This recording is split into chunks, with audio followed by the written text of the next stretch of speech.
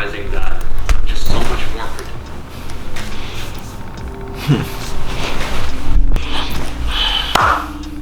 Okay, I think that's better. Anyways, welcome back to another video today, YouTube. And I know that it's been a while, but I've purposely not posted because I've been wanting to let my videos kind of get, you know, some time to build and whatnot. And it's also been just giving me time to kind of think of new ideas to post. If you are new to this channel, my name is Kisswood. I make videos on photography, sometimes about clothes and, you know, things revolving around my life.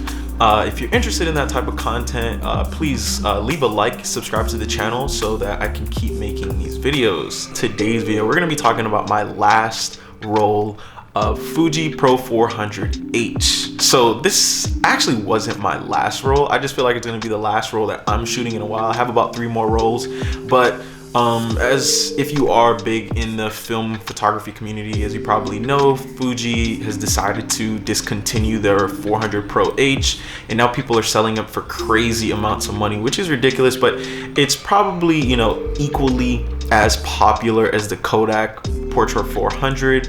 You know, people usually use one of the two depending on what you like, what your particular preference is. Fuji is known for really emphasizing the blues and the greens, whereas like Kodak is a little bit more warm and emphasizing more so on the reds and the yellows.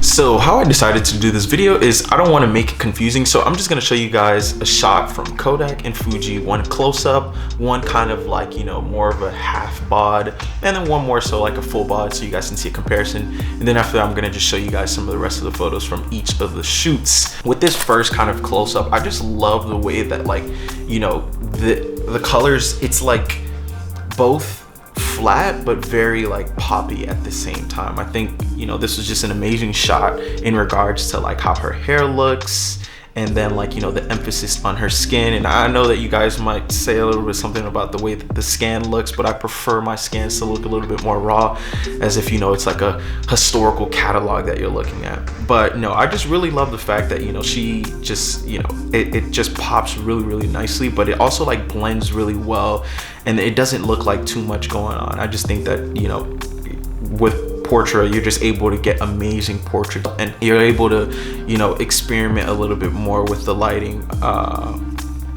Yeah, so really love this shot.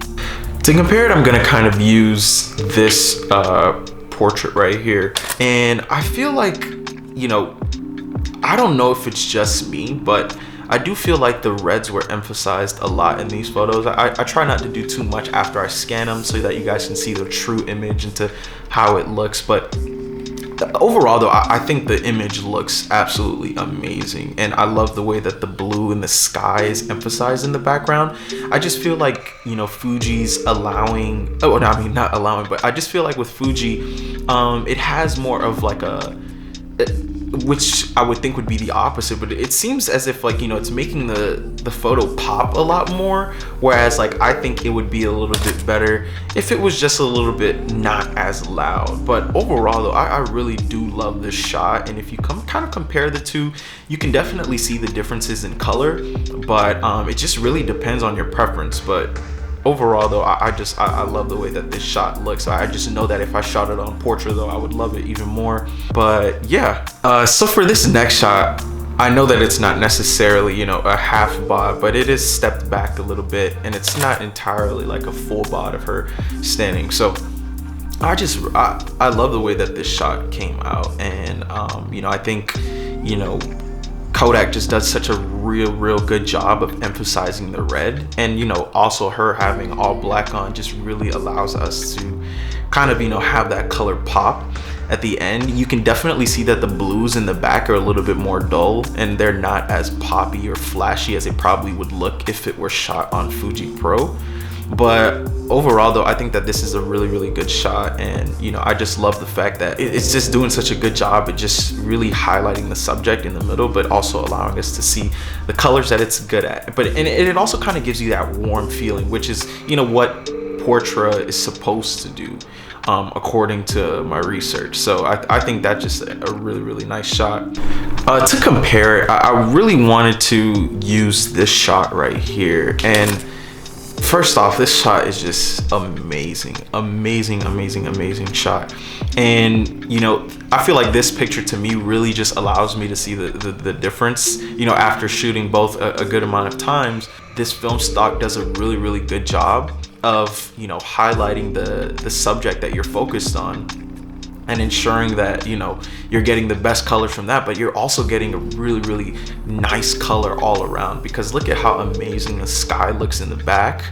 And you know, that the green pops, you know, it pops really nicely. Honestly, I feel like, you know, that's what it's supposed to do with Fuji Pro, but I don't know, I feel like it could have been a little bit more. I mean, also, like, you know, in post I could go in and make it you know, pop a little bit more, but I think her looking in the sunlight, and I feel like it not being all the way in focus too, just also really helps. And I just really love this photo, and I think it's a good comparison to, you know, kind of see like more of a stepped back, a little bit more of a half bod shot, using that Fuji Pro in comparison to Kodak. But you know, I feel like with film you find the perfections within the imperfections, and this might be, you know, on my list of probably the top 10 photos that I've ever taken, because I just feel like it just does a really good job of allowing us to really capture the subject without having to do too much. And so I feel like that's where Fuji just kind of does well, like with in regards to its colors and whatnot. It can really do such a good job at just, I feel like with Kodak Portra, majority of the time, 75% of the time, I'm gonna get the exact image that I want to get. With Fuji, it could be, you know, 50-50, but when you do get the image that you want with Fuji, it really is phenomenal. And I think this looks this photo looks really nice. And last but not least, I wanted to do a full body comparison, and I think this looks absolutely great. Starting off with the Kodak Portra 400, you know, it's doing what it has to do with the lighting, kind of the sun just kind of glaring from the side onto the subject. I think it does a really good job at kind of just like highlighting that, but at the same time, like, you know, just really capturing, you know, her skin color and then her hair, and also the red from her shoes. And I think this does like a really good job of just making you feel like, you know, this is like one of the photos that are going to be timeless when you kind of like look back, you know, 20 years from now, like, oh man, you know, that was me 20 years ago. Like, this photo just kind of gives you that warm feeling, and that's really what Kodak is just so good at doing, just allowing you to just feel warm and to just feel like you're looking at that family photo album when you're looking at the pictures that you captured using the film stock. So I think this photo just looks really nicely. And you know, I actually think this would have been taken better if I would have taken it using Fuji Pro, but overall I think Kodak's Portra does a really good job at helping me get the shot that I want with this. And last but not least, I'm gonna use this shot as a comparison so that you guys can see like more of a full body look, but I also have some other shots that I'm going to show, and I know that this one is by far not perfect, but that's because of me, because I didn't focus really well. It was really bright out, so it was kind of tough to see through the viewfinder if it was exactly, you know, completely in focus. But overall though, I think this picture looks really good. I would have thought that I took this using Kodak because of the fact that, like, you know, the skin and the reds and the yellows just look amazing in this. But then when you also kind of like look at the green from the sign and that nice blue towards the back, you see that,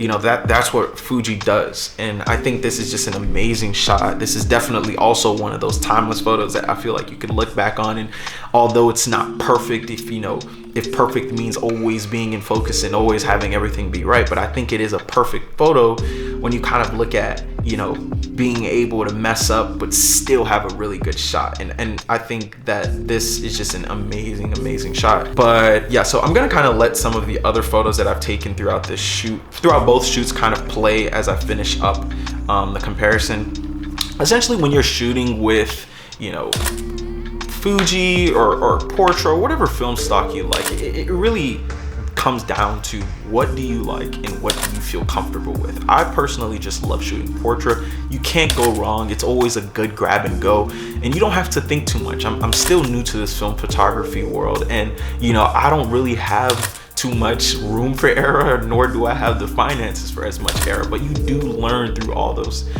errors.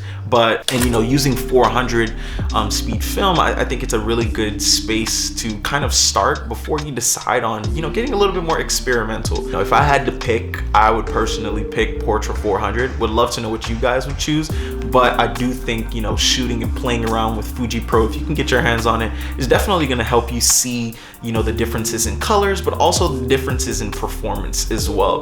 This is probably going to be my last shoot with Fuji Pro 400H for a little while. I'm probably going to stick to shooting Portra, but I'm still super excited to have shown you guys what I was able to capture with it. And you know, I'd love to show you some of the other film photos that I've been able to take with it. With that being said, I really appreciate all the support that I've been getting, guys. Thank you so much for all the comments that you're leaving. I really love a constructive criticism, you know, not really trying to let this be a negative environment. I want to be transparent with you all and to show you all that I am new to this. I'm learning as I go on, but I'm just capturing it on videos as I move forward. So I really appreciate all the love and support. And if you can, guys, just leave a comment, you know, like the video, subscribe to the channel.